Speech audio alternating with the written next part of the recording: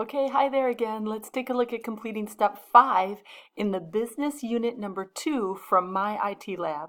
In step 5, it tells us we've been asked to determine whether or not the grand total for yearly sales, if a goal was met. And the goal is met if yearly sales are greater than or equal to 25 million.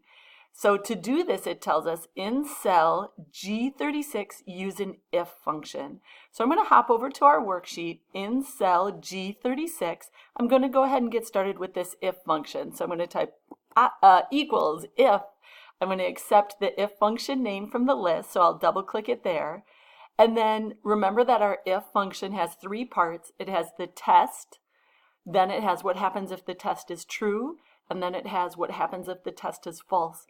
So in our case, the test is, if we go back and look at the instructions, the test is, is yearly sales greater than or equal to 25 million? So my yearly sales, your yearly sales also sit in F36. So I'm going to click F36 and I'm going to type greater than or equal to 25 million. So that's going to be our test. That's the first part of the if function.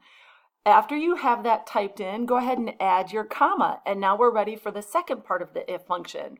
And in the instructions it says, the second part of the if function is we tell Excel what to do if the test is true. And in the instructions it says, if this is true, then return the word yes. Because yes is text, it has to go in quotation marks, and you have to type it exactly as shown, which means a capital letter Y and then the whole word yes. So put that in quotes. Then add a comma, and we're ready for the third part of the if function.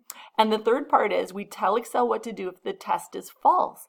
And in the instructions it says if the goal is not met, in other words, if the test is false, then return the word no. So we're going to type in the word no again with a capital letter, type it in exactly as shown, add your ending parentheses, and then press enter. Oops, wait a minute, I did something wrong. I have a typo here. I have too many arguments. Oh, no commas, sorry, in the 25 million, what a silly mistake I made. You don't enter any commas, you just do straight numbers. Commas in Excel functions mean separate out the parts of the function. So let's make that correction. And now I'm going to press enter. There we go.